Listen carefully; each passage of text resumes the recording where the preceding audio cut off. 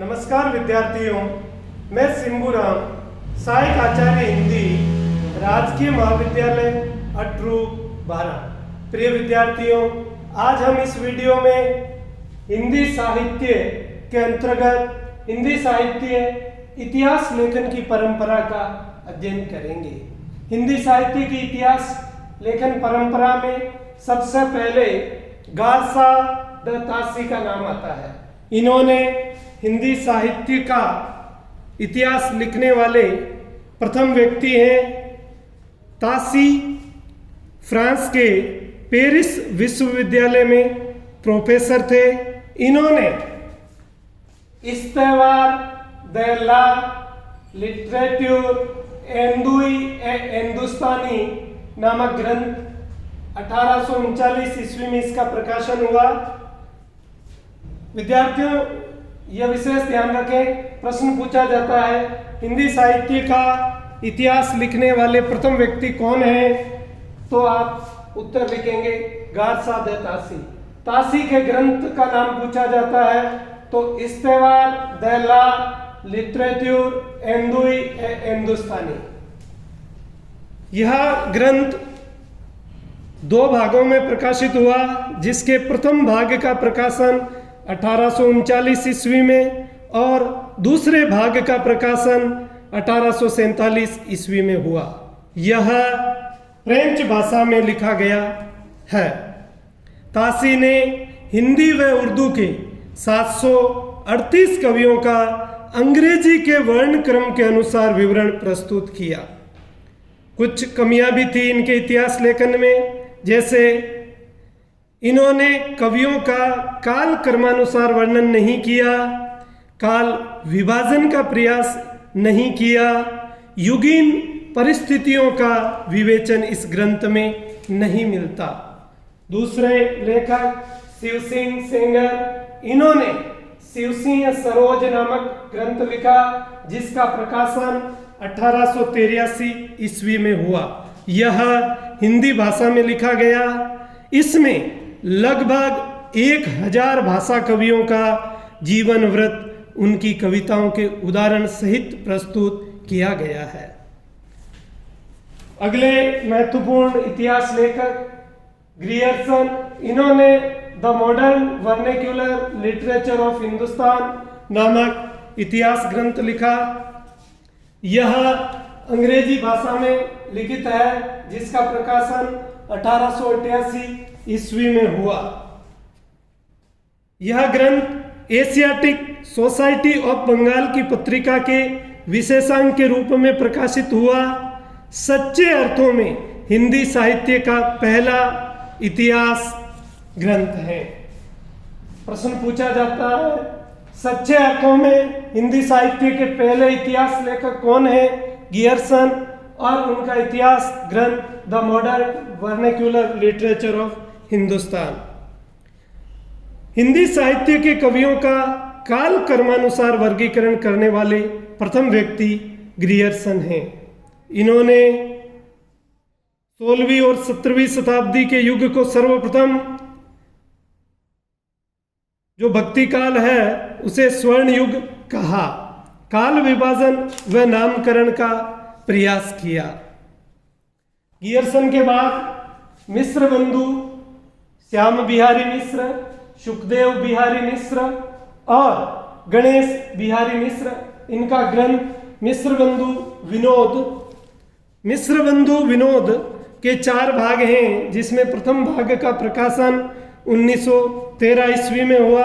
यह विशेष ध्यान रखें, मिश्र बंधुओं के नाम परीक्षा में पूछे जाते हैं, तो श्याम बिहारी मिश्र, सुखदेव बिहारी मिश्र और गणेश बिहारी मिश्र। मिश्र बंधुओं ने अपने ग्रंथ में लगभग 5000 कवियों को स्थान दिया और सारे रचना काल को 8 कालखंडों में बांटा। मिश्र बंधुओं के बाद हिंदी साहित्य इतिहास की परंपरा में सर्वोच्च स्थान आचार्य रामचंद्र शुक्ल का है और उनके द्वारा रचित हिंदी साहित्य का इतिहास, जिसका प्रकाशन 1929 ईस्वी में हुआ। प्रश्न सच्चे अर्थों में पूछा जाए या सर्वोच्च स्थान, सच्चे अर्थों में ग्रियर्सन का और सर्वोच्च स्थान आचार्य शुक्ल के हिंदी साहित्य के इतिहास का है। इसे मूलतः नागरी प्रचारिणी सभा द्वारा प्रकाशित हिंदी शब्द सागर की भूमिका के रूप में या हिंदी साहित्य की रूपरेखा के रूप में लिखा गया। आचार्य शुक्ल ने हिंदी साहित्य के 900 वर्षों के इतिहास को 4 सुस्पष्ट कालखंडों में विभाजित किया। इसमें लगभग 1000 कवियों को स्थान दिया, युगीन प्रवृत्तियों को महत्व दिया। रचनाओं का आचार्य रामचंद्र शुक्ल ने साहित्यिक मूल्यांकन किया। हिंदी साहित्य के इतिहास में दोहरा नामकरण इनके इतिहास में मिलता है। कुछ कमियां जैसे भक्ति आंदोलन हिंदुओं की निराशा की देन बताना, संत मत पर इस्लाम के अकेश्वरवाद के प्रभाव को बताना। अगला आचार्य रामचंद्र शुक्ल के बाद रामकुमार वर्मा, इन्होंने हिंदी साहित्य का आलोचनात्मक इतिहास ग्रंथ लिखा जिसका प्रकाशन 1938 ईस्वी में हुआ। इसमें 2 भाग हैं और विशेष यह है कि इन्होंने चारण काल से पूर्व संधि काल जोड़ा। हिंदी साहित्य इतिहास लेखन परंपरा में अगला नाम हजारी प्रसाद द्विवेदी। इन्होंने हिंदी साहित्य की भूमिका 1940 ईस्वी में जिसका प्रकाशन हुआ। इसके अनंतर 2 रचनाएं हैं। पहली हिंदी साहित्य उद्भव व विकास, दूसरा हिंदी साहित्य का आदिकाल। इन्होंने 4 कालखंडों में हिंदी साहित्य के इतिहास को बांटा। आचार्य शुक्ल ने जहां युग की परिस्थितियों को प्रमुखता दी, वहीं हजारी प्रसाद द्विवेदी ने परंपरा के महत्व को प्रतिष्ठित किया। हजारी प्रसाद द्विवेदी पहले व्यक्ति हैं जिन्होंने आचार्य रामचंद्र शुक्ल की अनेक धारणाओं और स्थापनाओं को चुनौती देते हुए सबल प्रमाणों के आधार पर उन्हें खंडित किया। अगला गणपति चंद्रगुप्त, इन्होंने हिंदी साहित्य का वैज्ञानिक इतिहास जिसका प्रकाशन 1965 ईस्वी में हुआ। इन्होंने हिंदी साहित्य को 3 कालखंडों प्रारंभिक काल, मध्यकाल और आधुनिक काल में बांटा।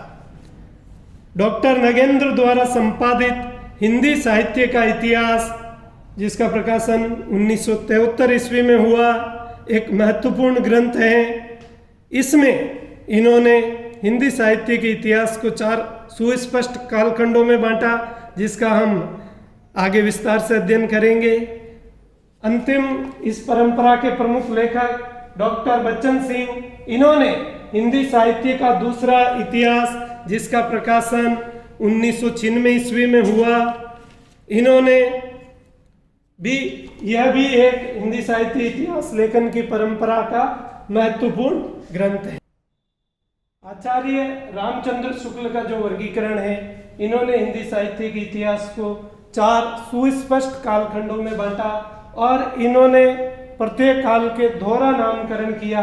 आदिकाल को वीर गाथा काल, पूर्व मध्यकाल को भक्ति काल, उत्तर मध्यकाल के लिए रीतिकाल और आधुनिक काल को गद्य काल। आदिकाल जिसका प्रारंभ संवत 1050 से होता है और समय सीमा संवत 1375। यदि ईस्वी सन की बात करें तो 993 ईस्वी से 1318 ईस्वी तक का कालखंड। पूर्व मध्यकाल या भक्ति काल विक्रम संवत 1375 से विक्रम संवत 1700 अर्थात 1318 ईस्वी से 1643 ईस्वी। उत्तर मध्यकाल या रीतिकाल विक्रम संवत 1700 से विक्रम संवत 1900। सन 1643 ईस्वी से 1843 ईस्वी।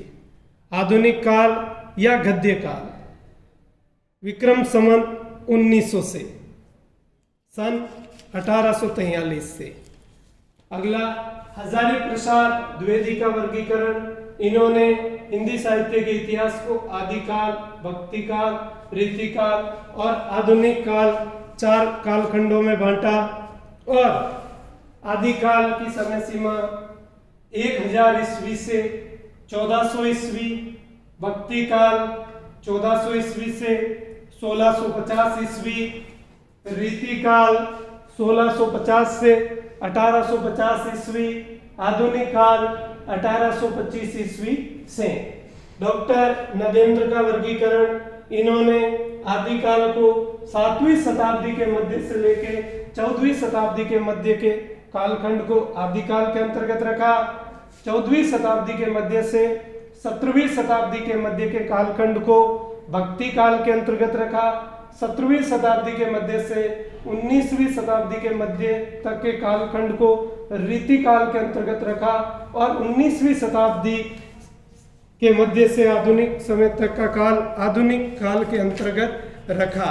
इन्होंने आधुनिक काल को आगे पुनर्जागरण काल या भारतेंदु युग, जागरण सुधार काल या द्विवेदी युग, छायावाद काल और छायावादोत्तर काल में बांटा, जिसकी समय सीमा पुनर्जागरण काल की 1857 से 1900 ईस्वी, जागरण सुधार काल या द्विवेदी युग की 1900 से 1918 ईस्वी, छायावाद काल 1918 से 1938 ईस्वी और 1938 ईस्वी के बाद का कालखंड छायावादोत्तर काल। धन्यवाद।